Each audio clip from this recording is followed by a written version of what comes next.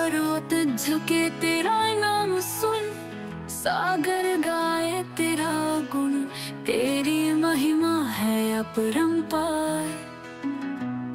तेरा प्रेम है असीम अपार। जय जय यीशु की क्रूस विजय हो, हर दिल में गूंजे तेरा नाम हो।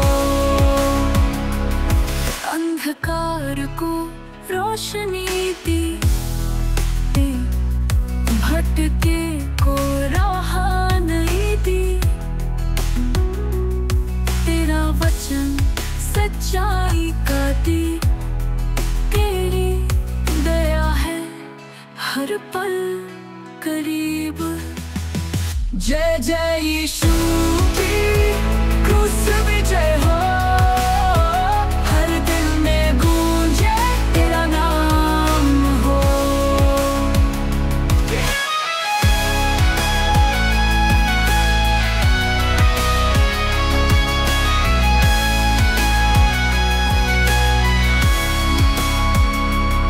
प्यार का संदेश तूने दिया,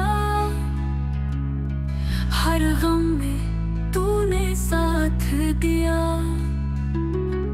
तेरी करुणा में है शक्ति, तेरा नाम है अनंत भक्ति। जय जय यीशु की क्रूस विजय हो, हर दिल में गूंजे तेरा नाम हो।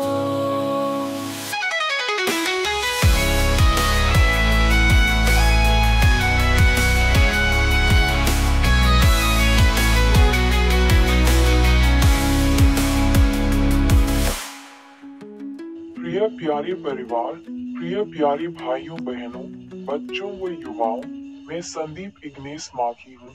आज सितंबर महीने का 28वें दिन है। आज चतुर्थ रविवार के लिए प्रार्थना करें। समाचार का दुस्साहसी का घटनाक्रम।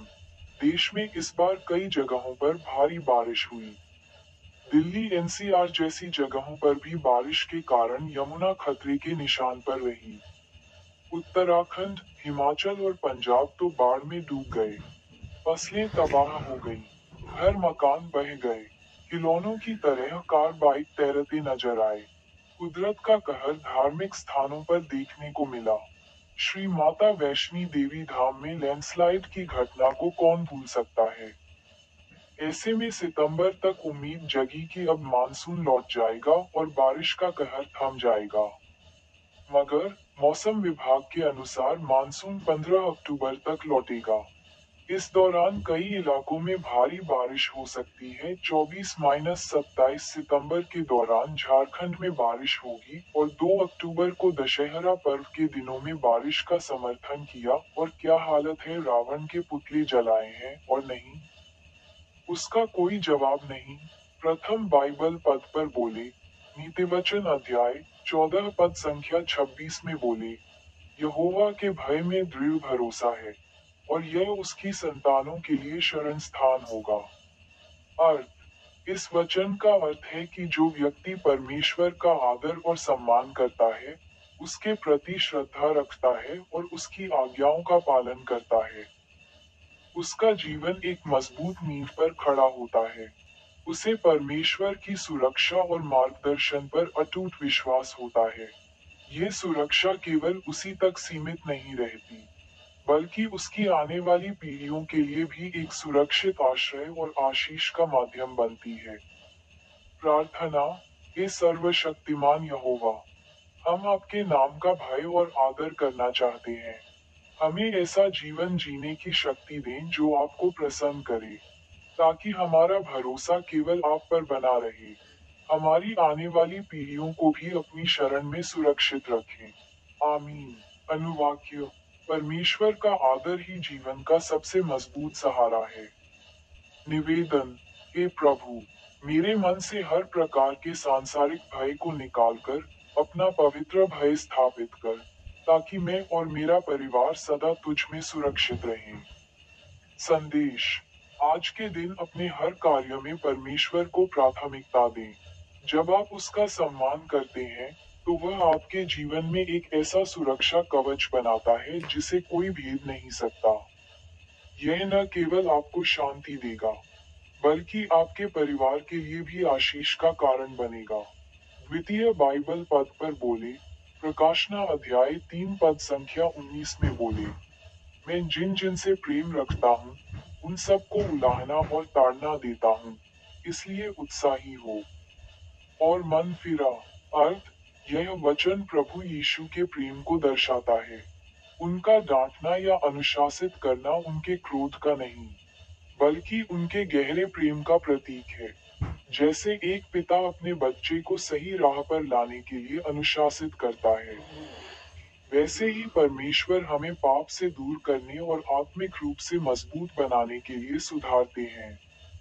इसलिए हमें उनकी ताड़ना को सकारात्मक रूप से लेना चाहिए और पश्चाताप करके सही मार्ग पर लौटना चाहिए। प्रार्थना। हे प्रेमी पिता, जब आप हमें सुधारते हैं और हमारी गलतियों का एहसास कराते हैं, तो हम आपका धन्यवाद करते हैं। हमें नम्रता दे कि हम आपकी ताड़ना को स्वीकार करें और अपने पापों से मन फिराकर आपकी ओर लौट आएं। आमीन। अनुवाक्य। परमेश्वर का अनुशासन उनके प्रेम का प्रमाण है। निवेदन। हे प्रभु, मुझे एक जोशीला और पश्चातापी हृदय दे, ताकि मैं तेरी ताड़ना को स्वीकार कर सकूं और आत्मिक आलस्य को दूर कर सकूं। संदेश। यदि आज आप किसी चुनौती या कठिनाई का सामना कर रहे हैं, तो इसे परमेश्वर की ओर से एक सुधार का अवसर मानें। वह आपको तोड़ना नहीं, बल्कि बेहतर बनाना चाहता है। अपनी गलतियों को पहचानें, उनसे सीखें और एक नए उत्साह के साथ परमेश्वर के मार्ग पर आगे बढ़ें। तृतीय बाइबल पद पर बोले, प्रथम पत्रस का पत्र अध्याय 4 पद संख्या 8 में बोले, सब में श्रेष्ठ बात यह है कि एक दूसरे से अधिक प्रेम रखो, क्योंकि प्रेम अनेक पापों को ढांप देता है। अर्थ, मसीही जीवन में आपसी प्रेम को सर्वोच्च प्राथमिकता दी गई है। गहरा और सच्चा प्रेम हमें एक दूसरे की गलतियों और कमजोरियों को क्षमा करने की शक्ति देता है। ये प्रेम शिकायतों का हिसाब नहीं रखता, बल्कि एक दूसरे की कमियों को ढक देता है और रिश्तों में मेल मिलाप बनाए रखता है। ये प्रेम ही विश्वासियों की एकता का आधार है। प्रार्थना। हे प्रेम के स्रोत परमेश्वर, हमें एक ऐसा हृदय दें जो दूसरों से बिना शर्त प्रेम कर सके। हमें दूसरों की गलतियों को क्षमा करने और उनके पापों को अपने प्रेम से ढकने की शक्ति प्रदान कर, जैसा आपने हमारे पापों को क्षमा किया है। आमीन। अनुवाक्य। प्रेम हर गलती पर विजय पाने वाला सबसे बड़ा गुण है। निवेदन। हे पिता, मेरे हृदय को इतना विशाल बना कि मैं दूसरों के प्रति कोई कड़वाहट न रखूं और तेरे प्रेम से भरकर सबको क्षमा कर सकूं। संदेश। आज किसी ऐसे व्यक्ति के प्रति प्रेम और दया दिखाएं जिससे आपके मतभेद हैं। दूसरों की गलतियों को गिनने के बजाय उन्हें क्षमा करने का अवसर खोजें। आपका एक छोटा सा प्रेम भरा कार्य टूटे हुए रिश्ते को जोड़ सकता है और परमेश्वर की महिमा कर सकता है। आखिरी बाइबल पद पर बोले, संत मत्ती का पवित्र सुसमाचार अध्याय 5 पद संख्या 13 में बोले, तुम पृथ्वी के नमक हो, परंतु यदि नमक का स्वाद बिगड़ जाए, तो वह फिर किस वस्तु से नमकीन किया जाएगा? फिर वह किसी काम का नहीं, केवल इसके कि बाहर फेंका जाए और मनुष्यों के पैरों तले रौंदा जाए। अर्थ, इस वचन में यीशु अपने अनुयायियों की तुलना नमक से करते हैं। नमक का काम भोजन को स्वादिष्ट बनाना और उसे सड़ने से बचाना है। इसी तरह मसीहियों को इस संसार में अच्छाई, पवित्रता और सकारात्मक प्रभाव फैलाना है। यदि वे अपना ये गुण खो देते हैं और संसार के जैसे ही बन जाते हैं, तो उनका जीवन उद्देश्यहीन हो जाता है। वे अपना आत्मिक प्रभाव खो देते हैं। प्रार्थना। हे प्रभु यीशु, धन्यवाद कि आपने हमें पृथ्वी का नमक होने के लिए चुना है। हमारी सहायता करें कि हम अपना आत्मिक स्वाद कभी न खोएं। हमें सामर्थ्य दें ताकि हम इस संसार में आपके प्रेम और पवित्रता का प्रभाव डाल सकें। आमीन। अनुवाक्य। मेरा जीवन संसार के लिए परमेश्वर के स्वाद का प्रतीक बने। निवेदन। हे प्रभु, मुझे सांसारिक बुराइयों से बचाए रख, ताकि मेरा मसीही चरित्र बना रहे और मैं तेरे राज्य के लिए प्रभावशाली बना रहूं। संदेश। आपका जीवन दूसरों के लिए एक प्रेरणा है। आज अपने शब्दों, कार्यों और व्यवहार से अपने आसपास के लोगों के जीवन में सकारात्मकता और अच्छाई का संचार करें। अपनी अलग मसीही पहचान को बनाए रखें, क्योंकि यही आपका उद्देश्य है और इसी से परमेश्वर की महिमा होती है। आइए प्रार्थना करें। हे माता मरियम, हे संत पिता लियो 14वें, हे महाधर्माध्यक्ष विंसेंट आइंड, आज सितंबर है। यह वर्ष 2025 का नवमन महीना है। प्रभु में आनंद लें। इसका अर्थ है स्वयं ईश्वर में आनंद, प्रसन्नता और संतुष्टि पाना। प्रिय प्यारे परिवार, प्रिय प्यारे भाइयों,